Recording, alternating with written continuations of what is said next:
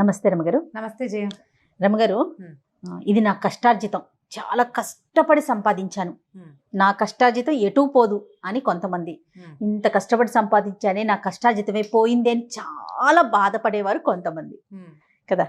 అసలు కష్టార్జితం అంటే శ్రమపడి సాధించింది, దాని విలువ చాలా గొప్పది. అమ్మో, అది ఇప్పుడు మనకి ఎక్కడి నుంచి అయినా వచ్చిన డబ్బు పోయిందనుకో ఏదో ఏడుపేడ్చి ఊరుకుంటాం. అదే మనం కష్టపడి చెమటోడ్చి సంపాదిస్తాను చూడు, మన రక్తం చెమటగా మార్చి సంపాదించింది, అది పోతే ఎవరికైనా ఇవ్వడానికి పైసా అయినా కూడా వదిలిపెట్టలేకపోతాం. మంచి మంచి కథలు ఉన్నాయి జయ దాని మీద, కష్టార్జితాల మీద.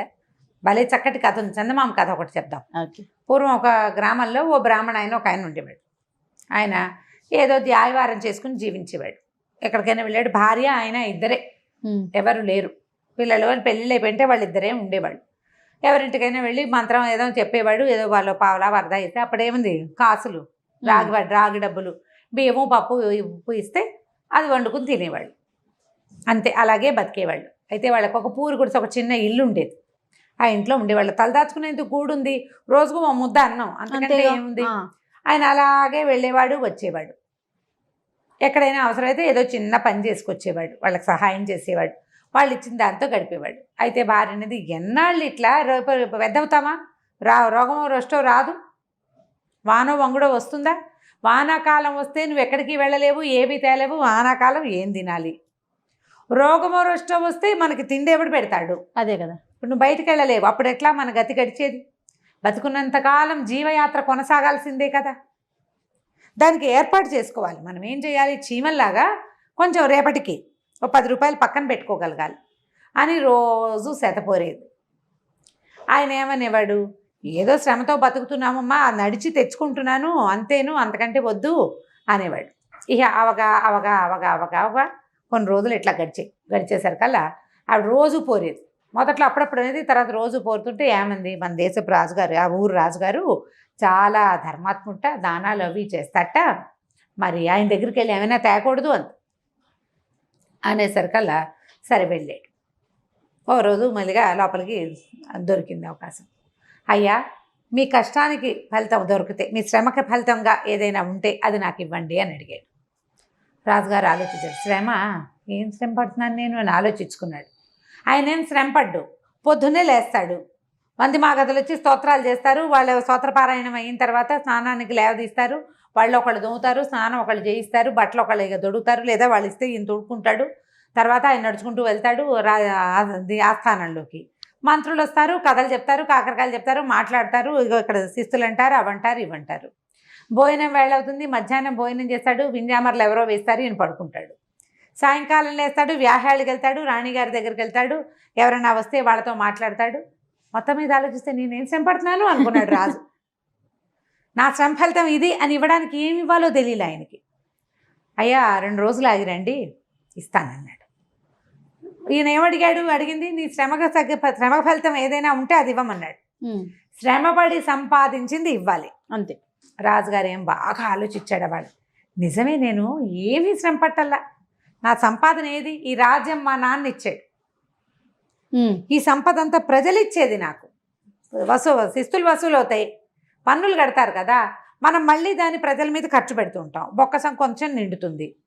పెద్దగా యుద్ధాలు చేసింది ఏమీ లేదు, చిన్న రాజ్యం.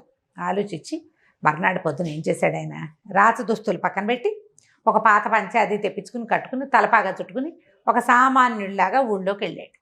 ఏదైనా పని చేసి సంపాదించాలి. ఈయన వెళ్ళేసరికల్లా ఒక కుమ్మరి ఆవం పెట్టుకుంటున్నాడు. కుమ్మరి చక్రం పెట్టుకుంటారు కదా, మట్టి అంతా ఓ పక్కకు పోసాడు. కుమ్మరి ఆ మట్టి తొక్కాలి, దాన్ని బాగా తొక్కి స్వాధీనపరచాలి కదా మెత్తగా. అక్కడి నుంచి అక్కడికి వెళ్ళి ఉంచున్నాడు. ఆయన ఎవరండి అని అడిగాడు. బాబు, ఏదైనా పని ఇస్తారా అన్నాడు.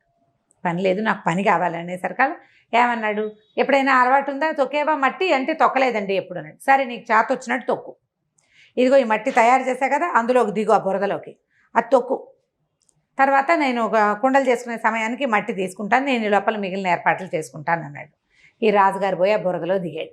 పంచె కట్టుకున్నాడు. బురదలో దిగితే ఏనాడైనా పని చేస్తేనా అది ఎట్లా ఇట్లా ఇట్లా ఇట్లా ఇట్లా తొక్కుతూ ఉండాలి. ఈ తొక్కుడు ఇక్కడ అయిన తర్వాత ఇంకో అడిగేసి తొక్కాలి. విసురుగా తొక్కితే ఢామని పడతారు, అంతేగా. ఆవన్లో మట్టి తొక్కే చోట విసురుగా తొక్కకూడదు, ఒక్క చోటే ఒక కాలు కింద పెట్టి ఒక కాలు పైకి పెట్టి అట్లా ఆ టెక్నిక్ తెలియాలి. టెక్నిక్ తెలియాలి, చేత కావాలి.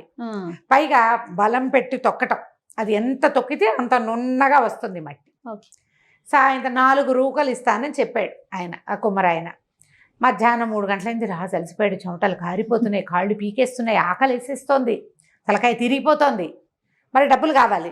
సరే 3, 4 అయ్యేసరికి ఆయన అన్నాడు, ఆ తొక్కించాలే రాను ఆయన బయటికి అని. ఏనాడైనా పని చేసిన మొహమైనా నీది, ఏం పని చేసావు, ఇలా చేతకాని పనులకు దిక్కకూడదు, ఒప్పుకున్నాను కాబట్టి 4 రూపాయలు ఇస్తున్నాను, ఇదిగో ఏదో తింటావని అని చేతిలో పెట్టాడు. రాజుగారు హట్టాకట్టాగా పుష్టిగానే ఉన్నాడు, ఆయన కట్టుకున్న పాతగుడ్డల వల్ల ఆయన బీదవాడిగా కనిపిస్తున్నాడు అంతే. సరే ఆ 4 రూపాయలు చేత్తో పుచ్చుకున్నాడు. ఏం చేశాడు ఈయన, బాగుందనుకుని వెళ్ళి హంసతోలుగా తలప మీద పడుకున్నాడు. ఆ పూట కాళ్ళు పిసికించుకుని కాస్త కాళ్ళకి రెస్ట్ ఇచ్చి మర్నాడు పొద్దున్న తెచ్చాడు రెడీగా. బ్రాహ్మణ ఆయన మళ్ళీ వచ్చాడు. ఈ బ్రాహ్మణ ఆయన భార్య ఏమనుకుంది, రాజుగారు ఎల్లుండి ఇస్తానన్నాడంటే బళ్ళ మీద భోగభాగ్యాలు ఎత్తించి పంపిస్తాడనుకుని ఆవిడ సిద్ధంగా కూర్చుంది. ఈయన వచ్చాడు. ఈయన ఏమన్నాడు, రాజుగారు బ్రాహ్మడికి చెప్పాడు, అయ్యా నా సంఫలితం ఇదిగోండి అని 4 రూకలు ఎత్తి ఆయన చేతిలో పెట్టాడు. ఆయన మహాప్రసాదం అని బ్రాహ్మణ ఆయన పుచ్చుకొచ్చాడు. ఆయన ఏమి ఎక్స్పెక్ట్ చేయట్లా, పుచ్చుకొచ్చాడు. పుచ్చుకురాగానే ఈయన చేతిలో ఊగించుకుంటూ వచ్చాడు, రొంటిని పెట్టుకున్నాడు. అవి ఊగించుకుంటూ వచ్చేసరికి ఆవిడకి అర్థం కాలే, ఏమంటే రాజుగారు ఏమైనా బండి అవి పంపిస్తాంటే, బండి ఏమిటి, ఇదిగో ఈ 4 రూకలని ఇచ్చాడు అనేసరికి ఆవిడ గుండు మండిపోయింది. కాశీకి వెళ్ళి కొంగరెక్క తెచ్చినట్టు రాజుగారి దగ్గరికి వెళ్ళి 4 రూకలు తెచ్చావా, అవి 3 రూకలు పోపో అని తిట్టి మొగుడిని, మనకున్న యాయవారమే చాలు, ఈ రూకలు అక్కర్లే, ఏం అక్కర్లేదని ఆ పక్కన పెరట్లో వాళ్ళకి వెనకాల చిన్న పెరడు ఉంది కదా, పూరింటికి విసిరేసింది. ఆయన మళ్ళీ యథాప్రకారం చెంపుచ్చుకుని యాయవారానికి వెళ్ళిపోయాడు. అయితే కొద్ది రోజులకి ఒక 4 చిన్న చిన్న మొక్కలు మొలిచినాయి వాళ్ళ వెనకాల పెరట్లో. ఏదో చిత్రమైన మొక్క, వాటిని పెరగనిచ్చారు. అవి కొంచెం అంత పెద్దవి అయ్యేసరి కల్లా విచిత్రంగా అంతంత కాయలు కాసినాయి. ఏమిటో ఈ చెట్టు ఏనాడు చూడలేదు, ఈ కాయలు ఏనాడు చూడలేదు, ఏం కాయ చూద్దామని ఆ కాయ కొంచెం పక్వానికి రాగానే కోస్తే దాని నిండా ముత్యాలు ఉన్నాయి. ఇదేమిటి ఇట్లా ఉన్నాయి అని చూసి అన్ని కాయలు కోసారు.